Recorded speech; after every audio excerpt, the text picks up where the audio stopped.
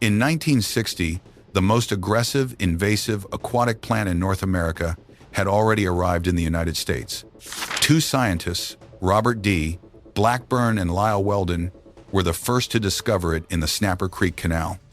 It looked almost identical to Elodea. After they sent samples to the University of Florida and the Smithsonian Institution 3 separate times, the plant was still considered nothing more than an unusually developed form of Elodea. But the two scientists remained unconvinced. They continued sending samples, this time to Dr. Harold St. John, one of the leading experts in plant classification. It took 6 months for the results to arrive. The plant was an invasive species from Asia. By then, it was already too late. Hydrilla had spread throughout Florida's canals and lakes. On the 1st of February 1970, the two men dove into a lake infested with hydrilla to observe the plant from below. As soon as they passed through the thick layer of vegetation, the light almost completely disappeared. There were no other living creatures anywhere in sight. Thousands of long, twisting stems crowded around them, stretching from the surface all the way down to the lake bed. Within only a few minutes, they lost sight of each other. When Blackburn surfaced and could not find his partner, he panicked and dove back down to search for him. In the darkness near the bottom, he was horrified to discover Weldon lying motionless. Long, tangled strands of hydrilla had wrapped tightly around his body. His colleague had suffocated. After the accident, Blackburn never went diving again. Instead, he devoted the next 20 years of his life to studying the plant. But hydrilla continued to devastate one place after another. After 7 years of helplessly searching for a solution, the United States decided to import 270,000 creatures from foreign rivers to destroy hydrilla. And this was only the beginning of a permanent disaster that could never truly be brought to an end. In fact, the United States had not believed that a natural solution could control hydrilla. The government favored aggressive and extreme methods because they produced fast, visible results. In Texas and Florida, crews used boats to cut hydrilla like underwater lawnmowers, then sprayed herbicides across large areas. But cutting the plant sometimes helped it spread. A single small stem fragment caught on a propeller, fishing net, or boat trailer could be carried to another lake and start a new population that grew 2 or even 8 times larger. Even when people removed all the vegetation visible at the surface, the tubers buried in the mud could survive for many years. Repeated use of fluoridone in Florida even led to the emergence of the first herbicide-resistant populations. Lake Conroe became the clearest example. Hydrilla was first discovered there in 1975. By 1979, it covered 4,500 acres, and just 2 years later, that number had grown to 8,400 acres, nearly 40% of the entire lake. The United States was forced to admit that the more it tried to eliminate hydrilla, the more the plant came back. Money kept being spent, but the problem remained unsolved. By the early 1960s, the people fighting hydrilla had run out of ideas. Over the next 7 years, the United States brought together researchers to search for a new solution, but even Robert Blackburn could not come up with anything practical. Then an unidentified person wrote down a proposal. Find an animal that could eat it. Even more incredibly, the United States actually decided to try it, and the country would spend centuries regretting that decision. In 1963, the United States imported grass carp. This is a very large, powerful freshwater fish that spends most of its life eating plants. In the experiments that followed, researchers discovered that grass carp consumed hydrilla aggressively. Even when several different kinds of aquatic plants were available in the same pond, hydrilla was often among the first foods they chose. In warm water, a single fish could gain nearly 1 kilogram per month. An adult could weigh more than 40 kilograms and consume an enormous amount of vegetation every day. They believed they had found the perfect solution. All they had to do was release the fish into a lake, and the animals would quietly accomplish what millions of dollars and countless machines had failed to do. Farmers were especially desperate. Hydrilla had clogged boat docks and caused tourism, fishing, and property values to decline. Around 1977, the Lake Conroe Association brought together homeowners and businesses around the lake and repeatedly pushed officials to approve the release of grass carp. The association continued pressuring the government and was willing to spend about $700,000 to introduce grass carp into the lake. Under pressure from residents and local businesses, the Texas legislature passed House Bill 556 in 1981. authorizing Texas A&M University to carry out an experimental program. As with nearly every project like this, the strongest opposition came from biologists at the Texas Parks and Wildlife Department. Spokesman Paul Hope warned directly that the fish could be so effective that it might destroy all aquatic vegetation in the United States. But by then, no one was willing to listen. They released the fish anyway. From September 1981 to September 1982, about 270,000 grass carp were transported from a hatchery in Arkansas and released into Lake Conroe. Most were only about 10 to 15 centimeters long, but they would quickly grow into plant-eating machines weighing dozens of kilograms. The fish alone, including their purchase and release, cost about $600,000 at the time. Do not think that was a large amount of money, because later you will learn that the United States had to spend $1.15 billion dealing with this species. At the time, hydrilla covered about 9,000 acres, so the stocking rate reached 30 fish for every acre of vegetation. That was equivalent to one fish for roughly every 135 square meters of lake surface, 3 times higher than the rate biologists recommend today. And this is the most important detail in the entire story. Those fish were diploid grass carp, meaning they could reproduce and were fully capable of creating new generations. At first, everything happened exactly as they had hoped. The hydrilla began to thin out, small coves opened up again, and the water became clearer. But then the fish did not stop. One person who witnessed the entire process described it very simply. He said the grass carp were thriving, eating all the hydrilla along with every other aquatic plant left in the lake. The most dangerous kind of project is not one that fails, but one that succeeds so completely that it convinces people they have defeated nature. Then that very success opens the door to an even greater disaster. This is not just a lesson for the United States. It is a reminder that any solution focused only on immediate results can become the beginning of an even larger crisis. By October 1983, just 2 years after the project began, survey results were released, revealing total destruction. All vegetation in the lake had been eliminated. Not just the hydrilla, everything. Native plants, shelter, and nursery areas used by young largemouth bass and bluegill to hide from predators had all disappeared. The lake had been transformed into an empty body of water. Anglers were the first to notice the change.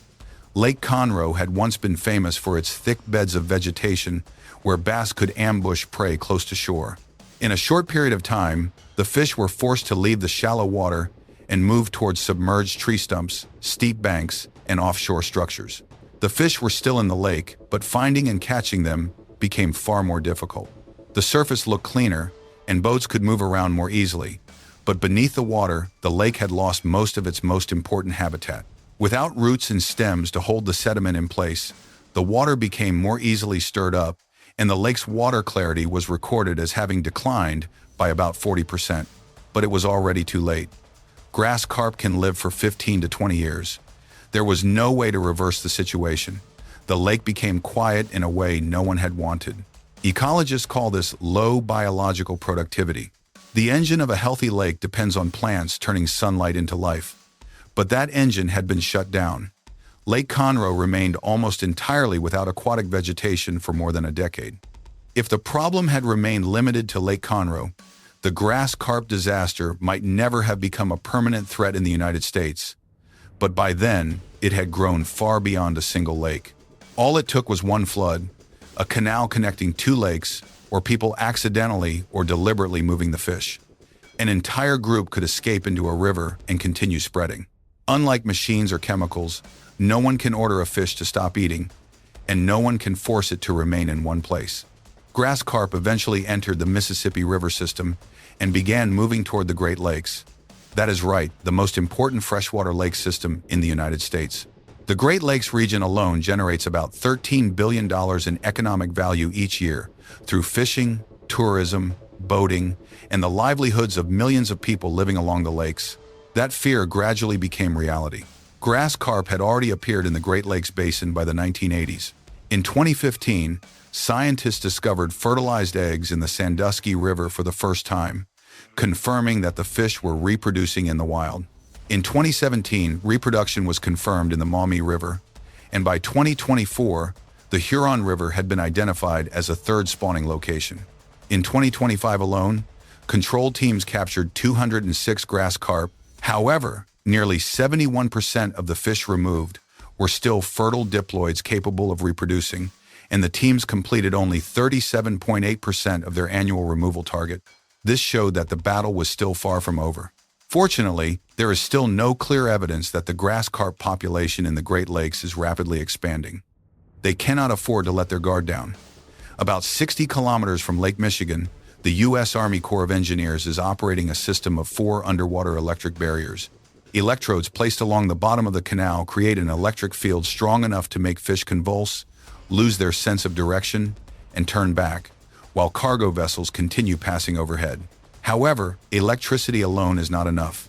Small fish may respond differently from adults. Some may hide alongside barges, be carried through by the current, or slip past under unusual conditions. That is why, at the Brandon Road Lock and Dam in Illinois, the United States is building an additional multi-layered line of defense. It will include electric barriers, underwater sound, an air bubble curtain, a flushing lock, and a redesigned channel intended to deal with organisms traveling alongside vessels. The estimated cost was once reported at about $850 million, but it has now risen to roughly $1.15 billion.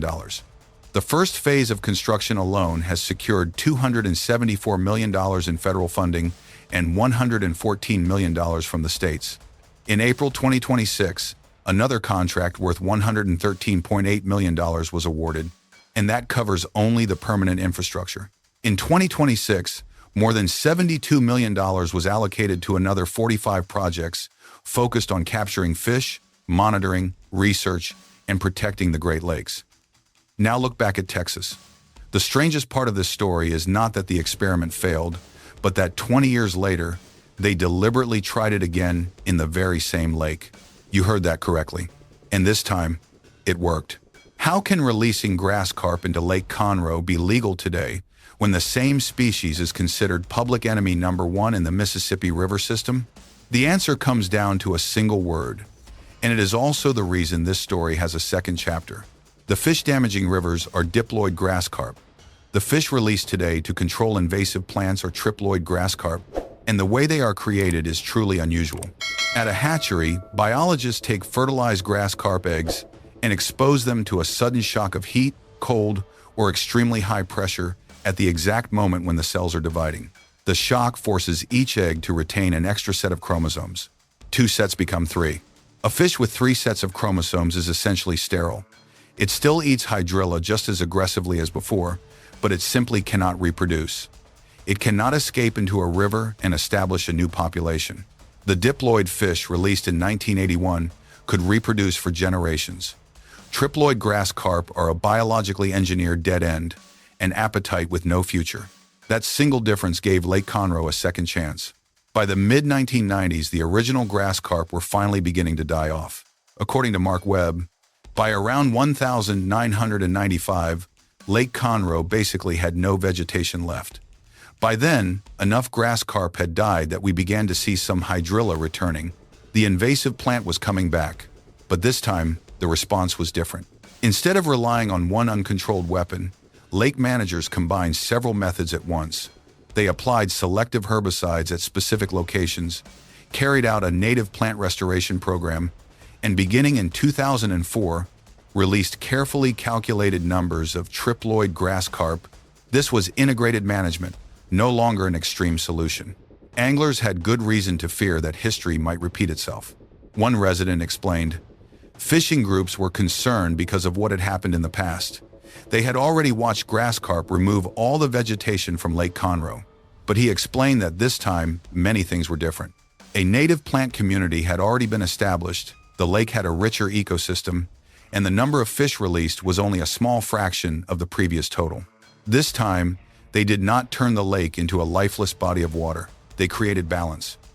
Honestly, this balance is still extremely fragile. Today, the United States mainly uses triploid grass carp, but almost does not mean absolutely. Scientists still have to test every batch of fish before release, because there is always a very small chance that a fertile individual could slip through. And even if the fish cannot reproduce, releasing too many of them can still create the same kind of disaster as before. Grass carp do not eat only hydrilla. Once their main food source begins to disappear, they will continue feeding on native vegetation. When a lake loses too much plant life, fish lose their spawning grounds, many species lose their food sources, and conditions may even become favorable for algal blooms, causing water quality to decline. That is why no one today treats grass carp as a solution that can simply be released and forgotten. For lake managers, the fish are only one tool. Each lake requires its own carefully calculated stocking rate, years of monitoring, continuous adjustments, and repeated evaluation. Every solution in this story created the next problem, and every new problem could only be addressed by intervening one level deeper in the machinery of nature itself. That is the real lesson of Lake Conroe. It is not that grass carp failed, and it is not that they succeeded. Both are true. The lesson is that an invasive species problem was never really just about the fish or the invasive plant. It took nearly 20 years for Lake Conroe to gradually regain its balance. Today, it is no longer a lake overwhelmed by hydrilla, but it is also no longer the barren body of water left behind after the grass carp disaster. Aquatic vegetation is maintained at just the right level. Native water willow has returned along the shoreline, hydrilla is kept below the control threshold, and largemouth bass continue to reproduce. What is remarkable is that this result did not come from a new invention, but from patience. Government agencies, biologists, anglers, lakeside homeowners, local clubs, and even volunteers had to work together for 2 decades, continuously monitoring, adjusting, and accepting compromises. Ron Gunter, a member of the Seven Coves Bass Club, once said that what made him most proud was not catching more fish, but knowing that he had helped create a better lake for future generations. Scientist Robert D. Blackburn summed up the lesson with a very simple philosophy. Managing nature is not about finding one perfect solution, but about continuously adapting in order to achieve a shared goal. Unfortunately, not every place invaded by hydrilla has enough time, money, and cooperation to maintain that kind of balance. At Cayuga Inlet in New York, the first year of hydrilla control alone cost more than $500,000, while the battle had to continue for years because just a few remaining tubers or plant fragments could restart the entire invasion. At J. Strom Thurmond Lake, hydrilla also became a surface on which a toxin-producing cyanobacterium could grow. Water birds that ate the plants suffered neurological damage. Bald eagles then fed on the weakened birds, allowing the toxin to move farther up the food chain. From 1998 through early 2017, 93 bald eagle carcasses were recovered around the lake, and 32 of them were confirmed to have a related brain-damaging disease. The future of this battle still has no clear answer. Hydrilla remains present in many lakes, grass carp continue to be used, and scientists must constantly adjust the number of fish to maintain an extremely fragile balance. Release too few, and the hydrilla will return. But release too many, and the entire underwater forest could once again be eaten away. This story shows that nature never follows simple human commands. A solution that seems perfect can quickly become an even greater problem if it is not carefully controlled. What do you think? Should the United States continue using grass carp, or should it search for a completely different method? Leave your opinion in the comments below. And if you enjoy stories about how humans try to repair nature, only to face unexpected consequences, subscribe to the channel so you do not miss the next video.